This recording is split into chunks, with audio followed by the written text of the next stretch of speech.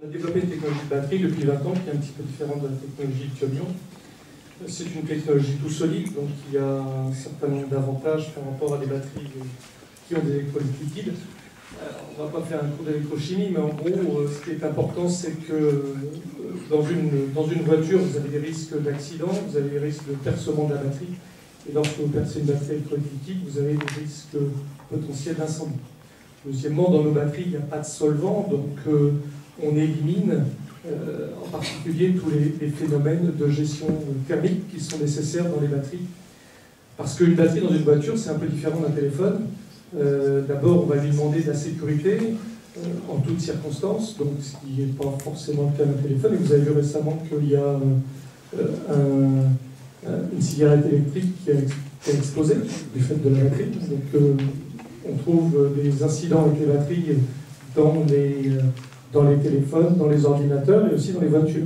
Et c'est un petit peu plus dangereux dans une voiture que dans un ordinateur ou un téléphone. Donc la sécurité est un facteur clé. Le deuxième point qui est important, c'est l'autonomie de la batterie, bien sûr, puisque c'est elle qui va donner l'autonomie du véhicule, qui se traduit par en fait la densité énergétique de la batterie. La densité de puissance est aussi un facteur très important, parce que vous devez garantir les mêmes performances en termes de sécurité, quel que soit l'état du véhicule, que la batterie soit déchargée, que la batterie ait quelques années. Vous devez garantir une durée de vie aussi importante, parce qu'un véhicule, ce n'est pas une durée de vie de 2 ans comme un téléphone. Vous devez garantir des cycles, parce que les cycles donnent le nombre de kilomètres que la batterie sera capable de faire, ce qui n'est pas non plus le cas d'un téléphone, puisque un téléphone, même si vous le rechargez tous les jours, au bout de 2 ans, il aura fait que 700 cycles. Ce n'est pas ce qu'on demande à une batterie de voiture.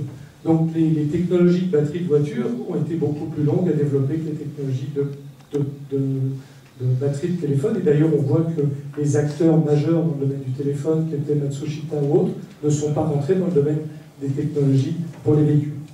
Donc ça, si vous voulez, c'était la base de nos développements, donc c'était la batterie. Et puis, lorsque l'on a développé nos batteries au début des années 2000, eh bien, on a voulu les utiliser, enfin M. Bolloré a voulu les utiliser dans le domaine du transport, et l'écoute au début des années 2000 des constructeurs automobiles était assez limitée concernant le véhicule électrique. Ça a beaucoup évolué depuis, mais disons qu'à l'époque, c'était donnez-nous vos batteries, puis on va vous revenir dans quelques années pour voir si ça a bien marché, si c'est pas cher et s'il n'y a pas de risque.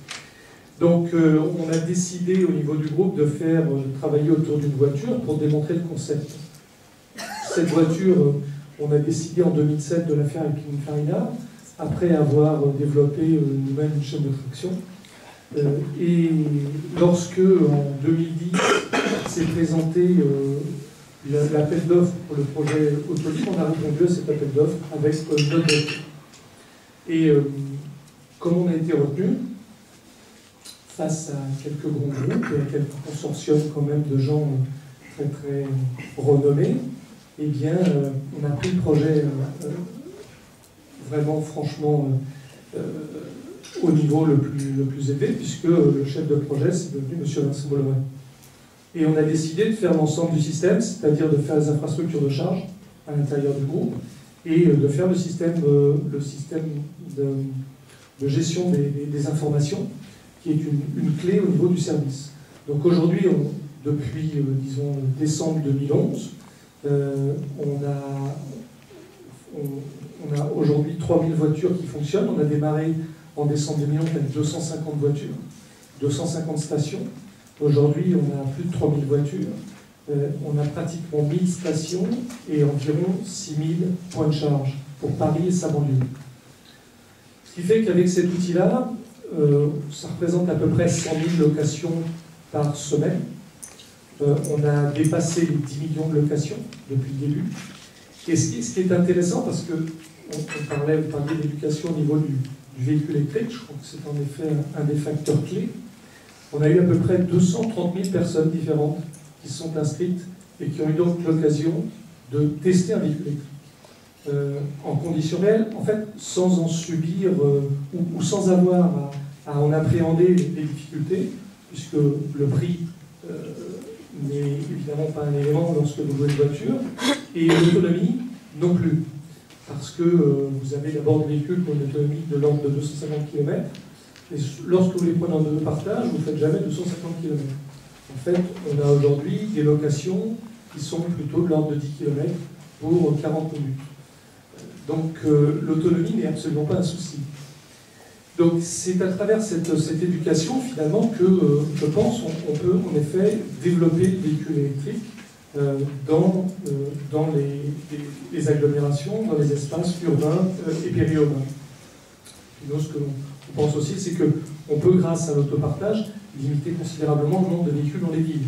Aujourd'hui, une voiture autonome est prise en moyenne 8 fois par jour. Quand on parle d'autopartage, on parle vraiment d'autopartage. Un samedi, il y a 3 semaines, je crois, un véhicule a été pris 19 fois par jour. Donc 19 clients utilisaient la même voiture. Donc c'est un point un peu important, je dirais, de l'utilisation du véhicule électrique. Et donc nous avons développé, au-delà d'Autolib à Paris, donc nous avons développé des villes comme Lyon, Bordeaux. Nous avons ensuite démarré Indianapolis aux États-Unis cette année, ainsi que Londres cette année. Et nous avons aussi des velléités pour aller développer un certain nombre de villes en Asie.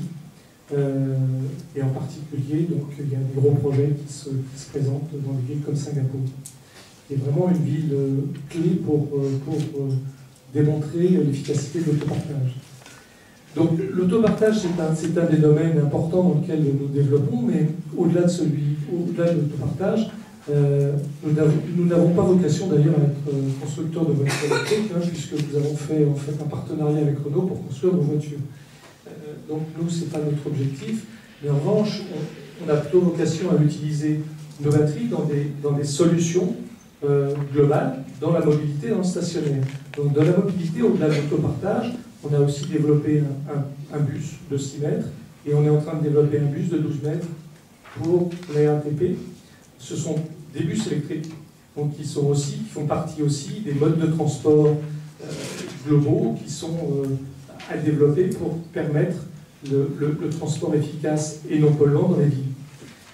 Nous avons aussi développé on va dire un tramway, donc une solution de type tramway, sans caténaire et sans rail, à base de supercondensateurs.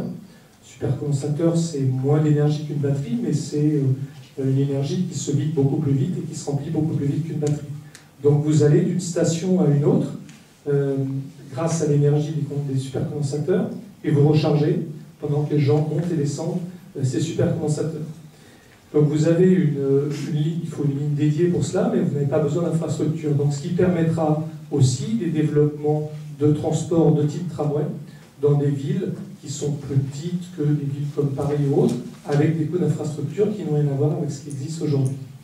Donc on est en train de développer l'ensemble de ces solutions que l'on va mettre en place dans différents pays. Et nous allons utiliser aussi nos batteries dans le domaine stationnaire. Nous avons commencé à utiliser ces batteries dans le domaine stationnaire avec 2 vocations. Première vocation, nous sommes très présents en Afrique, donc c'est d'apporter de l'énergie à des endroits où il n'y a pas d'énergie.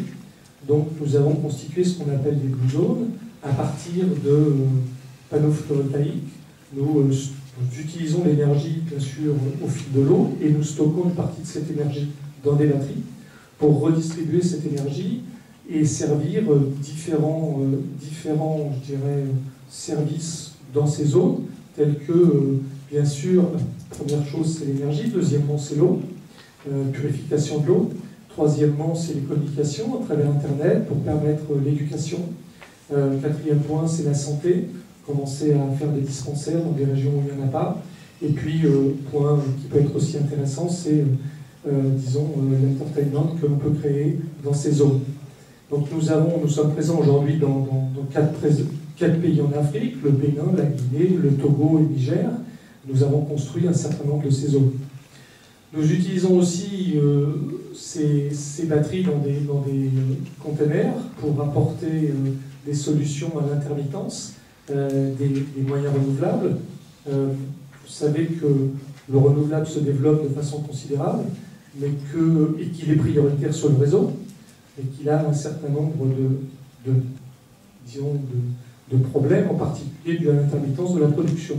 Et dans un pays comme le Japon, qui a dû développer de façon considérable le renouvelable après Fukushima, vous ne pouvez plus renvoyer aujourd'hui sur le réseau sans avoir des garanties de qualité de la puissance. Et pour assurer ces garanties en fait, en termes de qualité de puissance, vous avez besoin d'un filtrage qui se fait à travers la batterie. Donc on a des développements qui sont assez considérables aussi dans ce domaine-là. Donc je ne vais peut-être pas prendre la parole plus longtemps, s'il y a des questions bien sûr sur tous ces domaines. Je voulais juste dire un mot concernant l'intérêt du véhicule électrique en tant qu'élément du réseau. Simplement un point complémentaire. Sur le réseau, nous avons engagé un projet d'installation de 16 000 bornes sur le réseau, sur la France entière. Et ce projet permettra d'avoir une borne à moins de 40 km de son domicile, quel que soit l'endroit où on se situe en France. Donc c'est un projet qui est soutenu par les ministères et qui représente un engagement de 150 millions d'euros sur 2 ans. D'autre part, concernant l'infrastructure, je voulais faire un point qui est important. Paris n'a pas souhaité qu'on ait de la charge rapide, par exemple, hein, parce que quand on a 3000 véhicules qui sont utilisés et qui peuvent être rechargés en même temps, Paris a souhaité que l'on ait une charge qui soit limitée à 3 kW. Pourquoi? Parce qu'ils ne voulaient pas être taxés de nécessiter une centrale nucléaire derrière pour l'utilisation de ces véhicules électriques. D'autre part, on peut piloter la charge de nos voitures et par exemple éviter les heures de pompe pour recharger ces véhicules. Donc aujourd'hui, on a une souplesse dans la recharge de ces véhicules qui n'a pas impacté les clients en termes d'autonomie du véhicule et qui n'a pas impacté non plus le réseau en termes de surcroît de puissance et de demande de puissance.